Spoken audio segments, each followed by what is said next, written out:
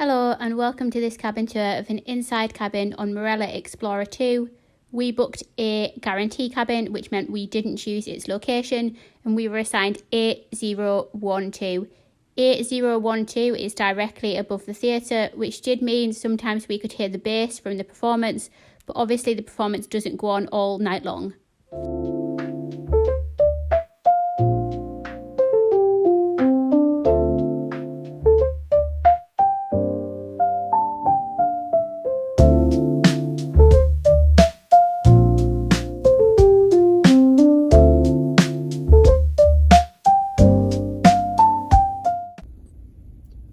We've been living on this inside cabin on Marella Explorer 2 for a week now, so we're going to tell you some of the things that work about it and some of the things that absolutely do not work about it. Natalie, like on my river cruise cabin tour, has elected to stay in here, so she's just sat there chilling. She is reading fan fiction while I do this. This is how much she cares. She's completely ignoring me and reading about Star Trek or Star Wars, Natalie? Star Wars. Star Wars. Right, if I turn around, this is the back of my cabin door. So the back of my cabin door says all the things you would expect it to on every cruise ship, aka where to go if there is an emergency. This little sticky bit here where we've previously had something stuck on the door, I discovered this morning when I went in my parents' cabin. That's actually meant to be where your do not disturb card goes, but ours is missing. Don't know where it is. Directly next to the door here, there is a big full-length mirror. Helpful to take outfit shots in, or helpful to get ready with, because there's two full-length ones so we can get ready at the same time. If I turn around all the way along here, we have what can only be described as an excessive amount of storage. So there is two of us in here. We're two girls. Natalie's an overpacker, I'm not, and we still did not manage to fill up all the storage in this cabin. So if you're on Marella Explorer 2 for 2 weeks, then you're going to find that everything fits in nice and easy.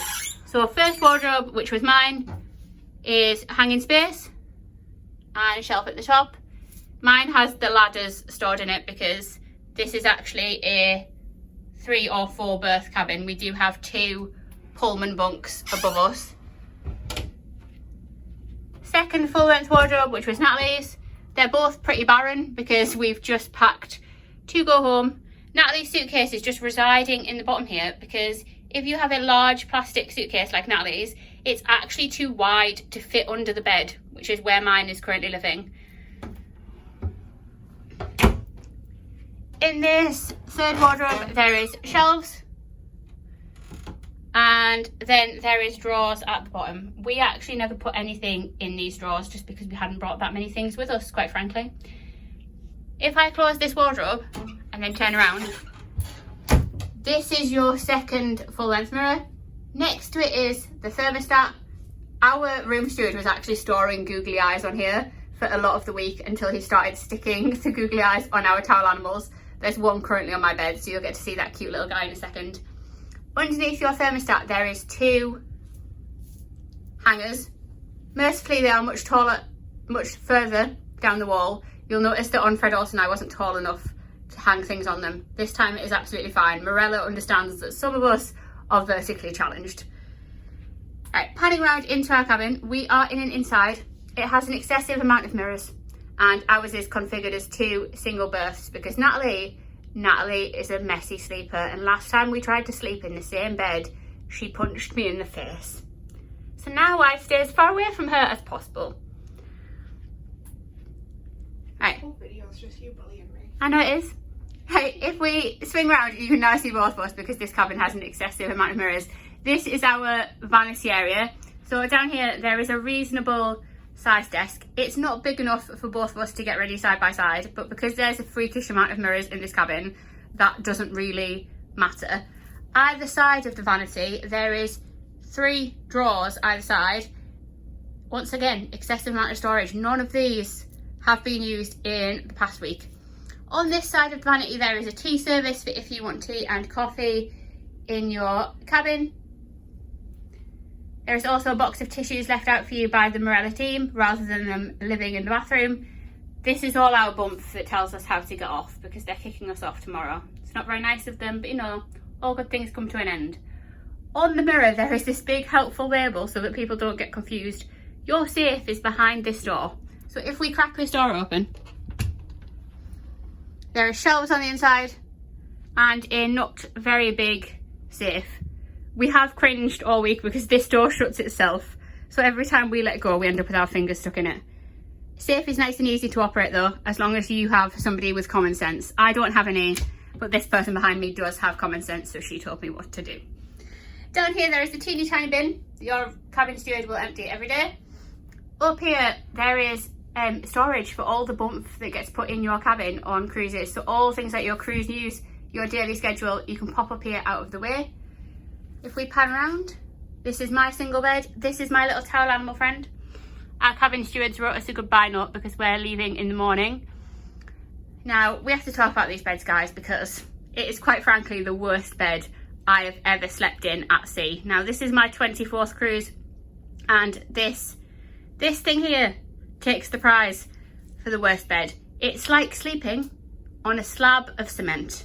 Now, Marella Explorer 2 is 29 years old, and I'm fairly convinced that this bed might be 29 years old from the way it feels. And that isn't me being a delicate little creature. I have quite a firm mattress at home. It's just like a rock. If we pan around to the middle, we have two bedside tables. In the middle there is a phone for if you want to ring reception. I will say that my USB charging port in my lamp works. Natalie's does not. Don't know why, just doesn't. Behind the beds we have 3 sets of mirrors for in case you want to see yourself from every angle. I'm not sure that anybody does, but Marella have decided that we do.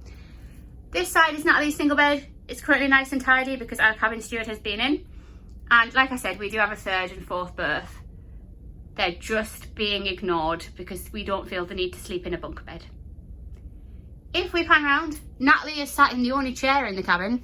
You'll notice if you watch my vlogs, there is a lot of footage of me sat in this chair while I'm waiting for Natalie to get ready because one of us takes significantly longer than the other. But it is good to have somewhere to sit because normally on an inside cabin, there isn't always somewhere to sit other than your bed. Above Natalie's head, there is this piece of art. I'm sure it's meant to be flowers, but it's not the most exciting thing in the world, nor is it the most offensive thing in the world. If we pan around, this is your TV. It doesn't have interactive movies like on other lines. It's pretty much only good for showing you what the daily schedule is. And even the daily schedule is a bit slow. You do have to be patient. Underneath our TV, we have beach towels. Your beach towels will be replaced by your cabin steward, but you have to bring them back to your cabin and put them on your bathroom floor the same way you would with your regular towels. If you fail to do so, you will be charged £10 for not returning the towel. Underneath there is a cupboard. I opened that earlier out of curiosity. It's just full of spare linen, so that's not exciting. And above our TV, this is our snack compartment. Now, if you watch the vlogs, you will have probably seen footage of mine and Natalie's snackle trays that I made for the aeroplane. Those are up there, ready for the flight home in case we need a little snack. Right, I'm going to take you into the bathroom next, but I will go make sure that it's presentable before I do that. Right, let's talk about the smallest place in any cruise ship cabin, and that is the bathroom. So if I come stand in the doorway first, you'll see that we have a fairly large vanity and quite a lot of storage for a cruise ship bathroom. So there's 2 shelves up here, and there is some cupboards underneath the sink. This sink is absolutely tiny, and every time you wash your hands in it or brush your teeth, the water sprays all over the countertop and all up the mirror. So you're going to have to be pretty gentle and run the tap very slowly if you do not wish to cause a tsunami in your bathroom. If I pan around slightly, this is our shower. Now, mercifully, it is in a shower cubicle, not a clingy shower curtain. However, in our cabin, the shower cubicle leaks and it just spreads water all over the bathroom floor. Now, it is nice and easy to operate, like I pointed out on Fred Olsen. That is important to me because I'm half blind when I'm in the shower, so easy operation is a must. But this is definitely one of the places where our cabin is showing its age. It is 29 years old, and if we look at the grout on the bathroom floor, And I'm pretty glad that I can't see when I'm in the shower because it has seen better days. It's had better moments in its life. The shower door does open inwards and outwards to prevent you spraying like water on the bathroom floor. So it opens both ways. You can either push it in or you can pull it out. Well, you can if you've got more muscles than me. There we go. Feel free to laugh, guys. I do have arms like 2 wet noodles. If we pan around, this is our toilet. Now, I've said this before in vlogs, guys. I'm not going to tell you how the toilet works. We all know how a toilet works. However, this is one of the worst toilets we've ever had on a ship. Now, we cruised on a TUI river cruise in March, and our toilet in March was absolutely possessed, and it just used to flush for like 10 minutes straight and sounded like a Boeing 747 taking off. This toilet is the absolute opposite, and the suction in it is awful.